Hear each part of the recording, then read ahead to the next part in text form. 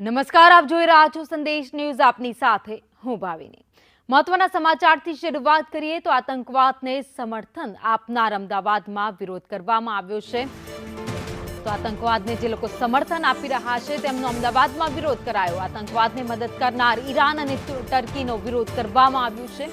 વેપારીઓએ ઈરાન અને ટર્કીના ફ્રૂટનો બહિષ્કાર કર્યો છે. અમદાવાદના ફ્રૂટ વિક્રેતા નહીં વેચે ઈરાન અને ટર્કીના ફ્રૂટ. ઈરાનથી આવતી કીવી, ટર્કીના સફરજનનો પણ બહિષ્કાર કરવામાં આવ્યો.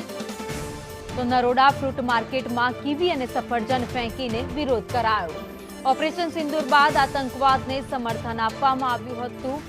તેવા આ બંને દેશ હતા જેમણે પાકિસ્તાનને સમર્થન કર્યું હતું, ત્યારે હવે તેમનો વિરોધ કરવામાં આવ્યો છે.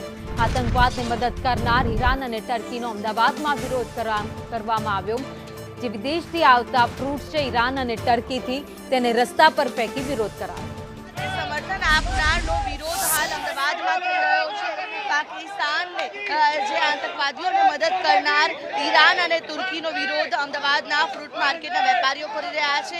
ઈરાન અને તુર્કીથી આવતા જે સફરજન અને કીવી છે તેનો જે વિરોધ છે તે અત્યારે કરવામાં આવી રહ્યો છે. જોઈ શકાય છે કે અહીંયા જે સફરજન અને કીવીને ફેંકીને અત્યારે લોકો છે વિરોધ કરી રહ્યા છે અને આ વિરોધ જે છે તે દર્શાવી રહ્યા છે કે આ જે સફરજન અને કીવી કે જે તુર્કી અને ઈરાનથી આવે છે તેને બોયકોટ કરશે, તેનું વેચાણ નહીં કરે, બહિષ્કાર કરવામાં આવશે. પ્લેકાર્ડને સાથે રાખીને ખાસ કરીને સ્વદેશી ફ્રૂટનો ઉપયોગ કરવા માટેના સૂત્રો સાથે અત્યારે હાલ લોકો છે નરોડા ફ્રૂટ માર્કેટમાં એકત્રિત થયા છે અને અત્યારે હાલ વિરોધ કરતા જોવા મળી રહ્યા છે. જે વેપારીઓ છે તેમની સાથે વાતચીત કરીશું કે તેમનું શું કહેવું છે. વિરોધ કરવામાં આવી રહ્યો છે, શું કહેવું છે? વેપારી તરીકે આપનું શું કહેવું છે? આપણા દેશને જો કોઈ વિરોધી દેશ સપોર્ટ કરશે એમના માલનો આપણે બહિષ્કાર કરીએ છીએ. કયા કયા ફ્રૂટ આવે છે, ક્યાંથી આવે છે અને હવે તેના વિકલ્પમાં શું વેચવામાં આવશે?